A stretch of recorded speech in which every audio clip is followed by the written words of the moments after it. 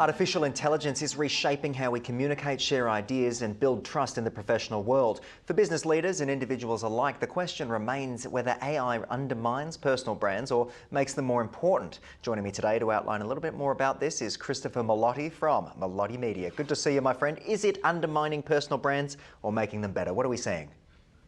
Look, I would say there's a bit of both going on at the moment. I actually saw a LinkedIn poll this morning that said that is LinkedIn on AI killing authenticity? And 61% of people said yes, with 20% saying it's just hype and shortcuts. And look, I think it's a bit of both. There's a lot of use for AI, but there's also a lot of like inauthentic behavior going on that we're seeing. Absolutely, and of course it is cutting those corners, building those shortcuts and being told that it is a tool, but then of course I'm seeing more and more advertising out there that is just, you can tell it's AI, it's out there in the real world on billboards and things, and that's starting to concern me. But how can leaders harness AI without losing that authenticity, do you think? What does the future look like for this?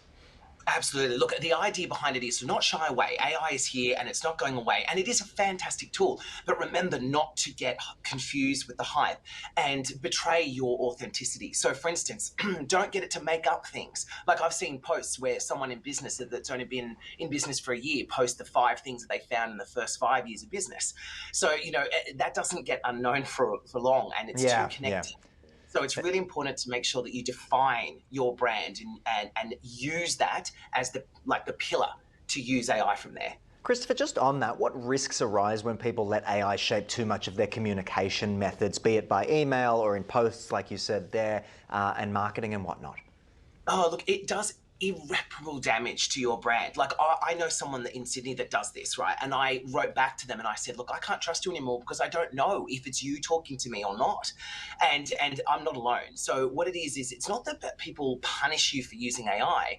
It's more the fact that people find out very, very fast. So if you're lying or being inauthentic, it does irreparable damage and it's hard to get back. So, and it's that little chip that, people will notice. And if you're being inauthentic or you're not speaking from a point of truth and using AI in the right way, then you're just damaging your own brand and it can have repercussions for years. 100%. Now, as AI adoption accelerates, how do you think professionals can evolve their personal brands to stay credible and relevant and future ready all at the same time? Is it possible? Yes, it is possible. The idea behind it is two things. One, to spend the time defining what your executive personal brand is. So what you want to say, what you want to do and all of that, and build a framework out so that you always use that as a touchstone. And the second is put a strategy together. So what I mean by that is have those milestones and key points and things that you do at certain parts of your journey to make sure that you stay true to yourself and you've got a regular cadence. It is possible and is definitely worth the investment of time and effort. Yeah, absolutely. Sort of build that timeline, if you will. Some good advice there. And it's been easier than ever to do because of these AI tools. Where to from here, do you think? Are we just going to continue to see a little bit more of that AI slop and hopefully people learning from their mistakes like this? I think so. I think what we're going to end up happening is it's just going to become so commonplace. But you know what? I was saying to my team, it's like a bell curve, right? Yeah. The average middle and the lower than average is rising to the middle because of AI tools. So it's helping that lower than average get to the middle. But I think we're going to see that higher than average really shine. If you have a personal brand that really shines out and that sounds different and authentic, I think you're going to make waves over that real centric average in the middle. Yeah, Christopher, what kind of brands are you seeing leverage this stuff the best? Is it small B2B brands or, marketing and product teams who are looking to get their products out there a little bit more and things online when it comes to e-commerce? Who's leveraging this quite well?